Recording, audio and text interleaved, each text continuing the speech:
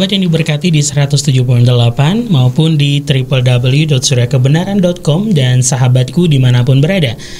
Ya, sahabat yang diberkati oleh Tuhan, di malam hari ini masih bersama dengan kami dengan pembahasan vibrasi. Sesi yang pertama dan sesi yang kedua sudah kita lewati.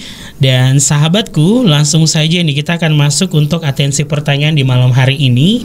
Bagi sahabat di rumah yang mau bertanya silakan. Ini sambil menunggu yang dari kota lainnya lagi mengetik pertanyaan. Kita melihat dulu nih, Pastor, sudah ada yang masuk. Ya. Ini datang dari Dr. Ayu di hari ini. Terima kasih Dr. Ayu sudah bergabung bersama dengan kami. Shalom Pastor Simeon, selamat malam dan apa kabar? Waalaikumsalam Dr. Ayu, selamat pagi di mana ini, Kanada. Kabarnya luar biasa. Dr. Ayu gimana kabarnya?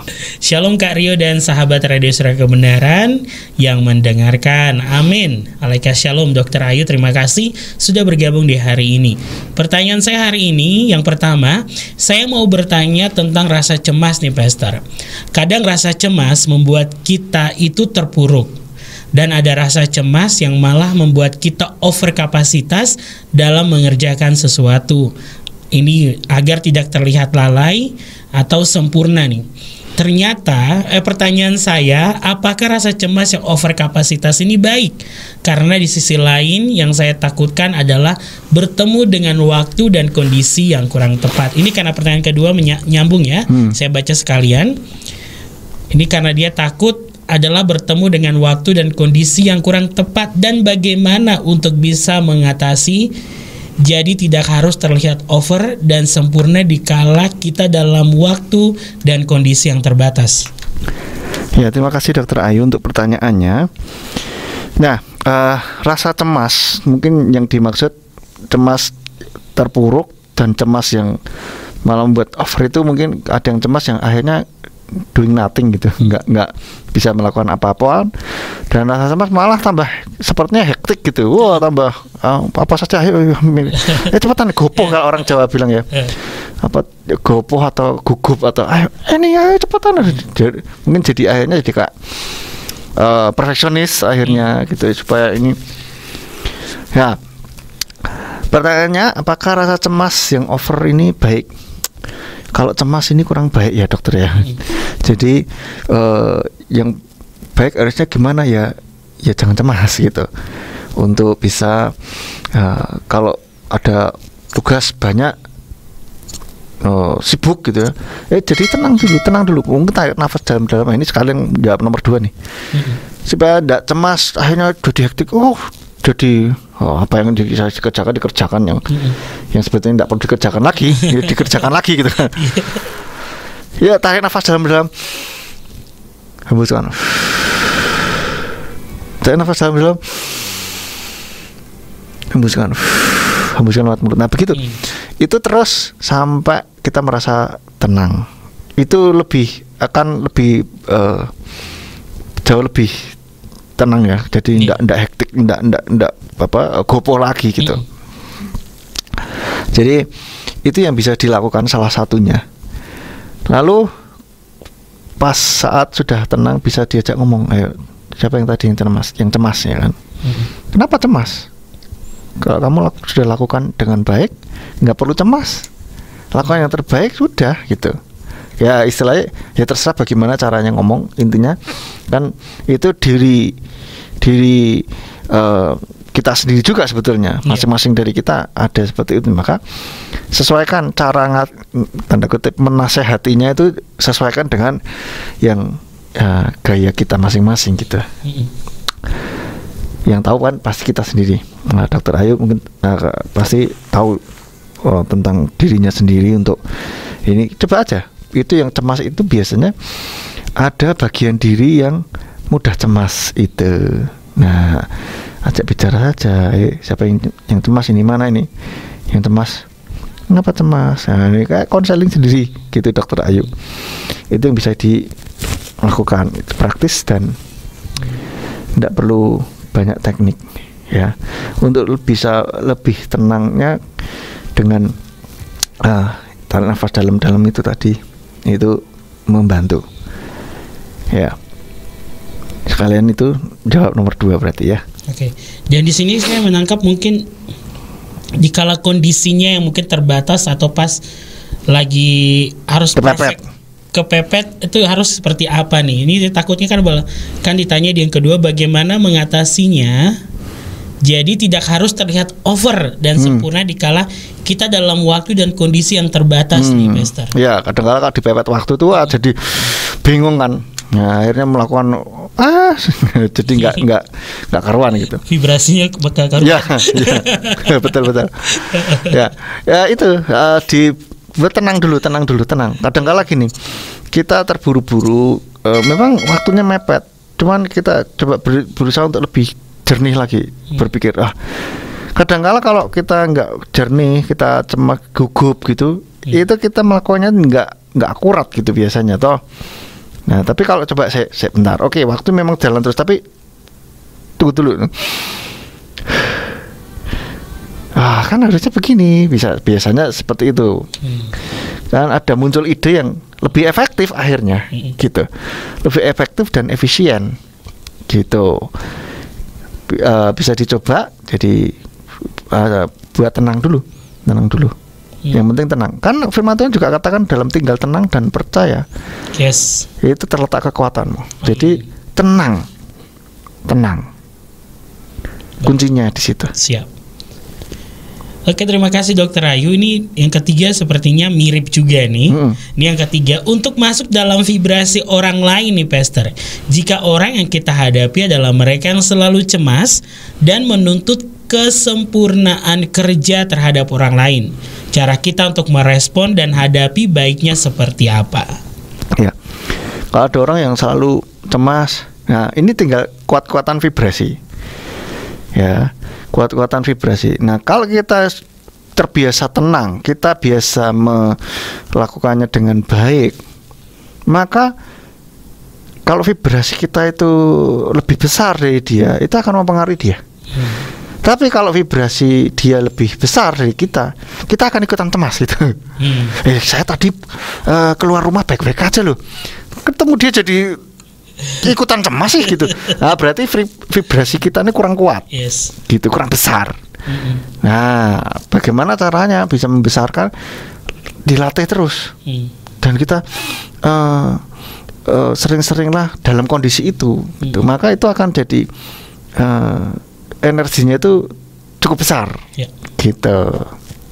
Energinya cukup besar. Nah, itu Dokter Ayu, kita besarkan vibrasi kita dan perkuat gitu, sehingga kita tidak terseret dalam vibrasi tenang tadi ya. Iya. Vibrasi tenang itu. Ya. Kalau pas mungkin butuh suatu yang ide buntu, kadang-kadang berdoa saja. Itu yang sering saya lakukan. Butuh ide, Tuhan tolong berikan ide. Somehow entah bagaimana dalam waktu yang tidak lama ada aja ide. Gitu. Betul. Gitu. Karena saya yakin Tuhan itu Tuhan yang sangat kreatif dan mendengarkan doa kita ya. Amin. Jadi kita mintalah gitu. Tuhan tolong berikan aku ide, Tuhan. Nggak usah dipikir lagi itu gimana ya. Enggak, tapi kita langsung tetap fokus mengerjakan tugas kita berpikir bagaimana ini. Somehow ada itu. Oh iya, gini coba. Gitu. Jadi seringkali seperti itu. Nah, demikian pun kalau kita merasa kesulitan, Tuhan tolong buat aku tenang, Tuhan tolong. Nah, bisa ya kita meminta seperti itu. Daripada ambiar nih. Lebih baik seperti itu. Ya, betul. Daripada kita menyepatani itu bahasa Indonesianya apa ya? Nyumpahin diri sendiri.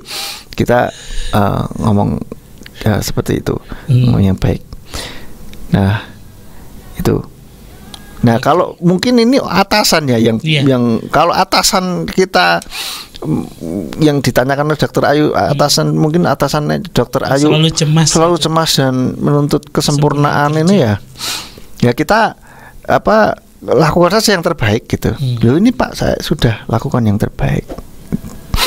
Misalkan, lo coba dari sisi ini, dari sisi itu, ya kita jelaskan ini Pak, dari sisi ini sudah, dari sisi ini. Nah itu, kalau kita tenang, kita pun juga bisa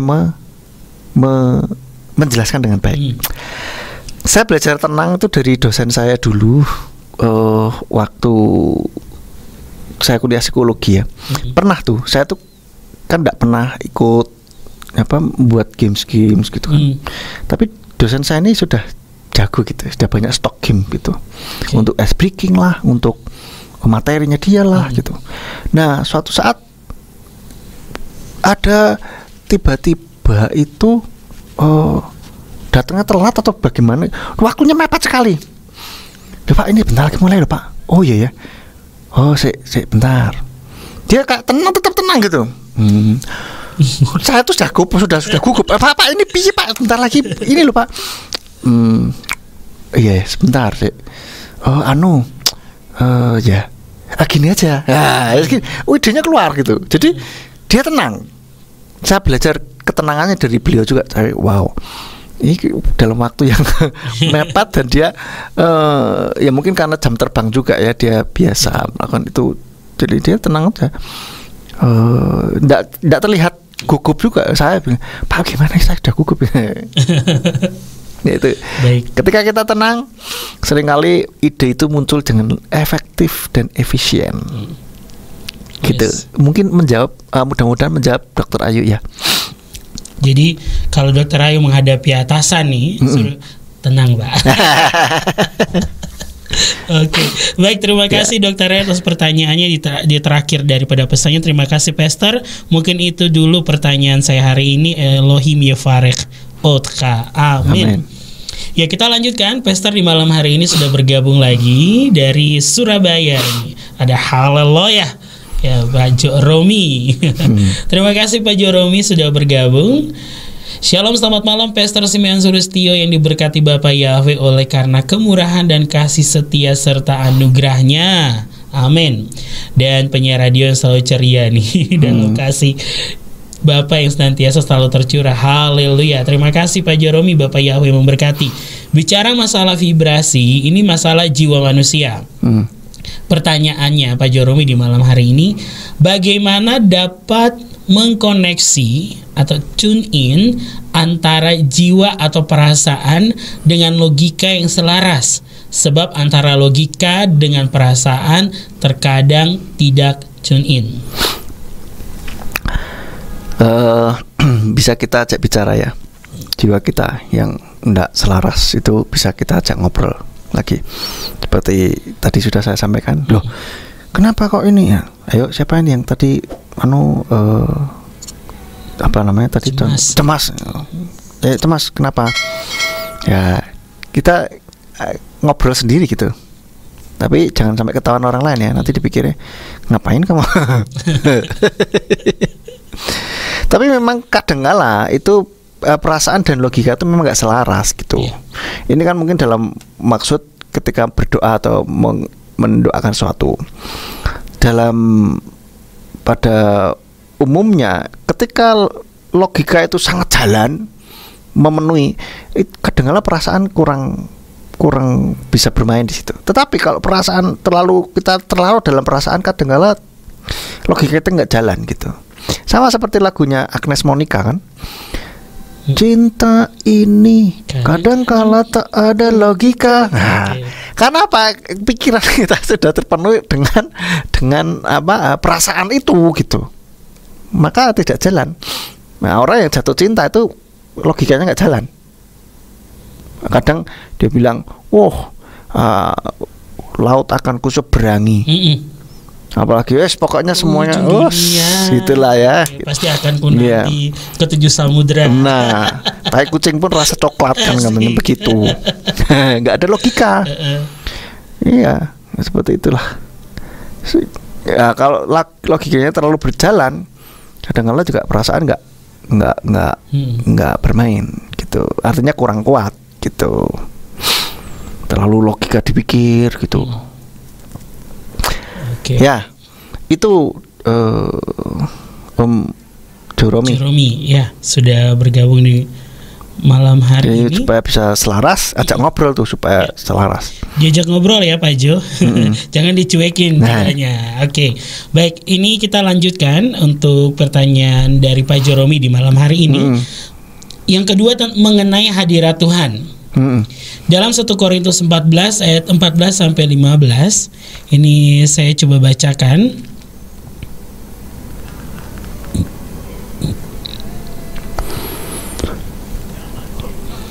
Ya, 1 Korintus 14 ayat yang ke-14 sampai 15. Di sana berbunyi demikian. Sebab aku sedang berdoa dengan bahasa lidah, rohku sedang berdoa, tetapi pikiranku sedang buntu. Jadi bagaimanakah itu? Aku akan berdoa dengan roh dan aku akan berdoa juga dengan pikiran. Aku akan bermazmur dengan roh dan aku akan bermazmur juga dengan pikiran. Nah, mengenai hal ini, Paulus mencoba menerangkan antara jiwa dan logika. Bagaimana menurut Pastor Simeon? Ya, seringkali roh sama jiwa itu kadangkala dijadikan satu. Tapi kadang menurut saya itu berbeda, jiwa dengan roh ya. Tadi Paulus mengatakan berdoa dalam roh, yaitu rohnya dia yang berdoa gitu, bukan jiwanya dia. Jadi berbeda antara jiwa dengan roh. Ya menurut saya sih seperti itu, Om Romi. Nah, maksudnya yang saya tangkap di ayat itu adalah berusaha untuk bisa sehati gitu. Jiwa, roh dan pikiran ini bisa sehati, sama-sama berdoa kan begitu. Tadi dikatakan gimana tadi bunyinya, Rio? Sebab jika aku sedang berdoa dengan bahasa lidah, rohku sedang berdoa, tetapi pikiranku sedang buntu. Jadi bagaimanakah itu?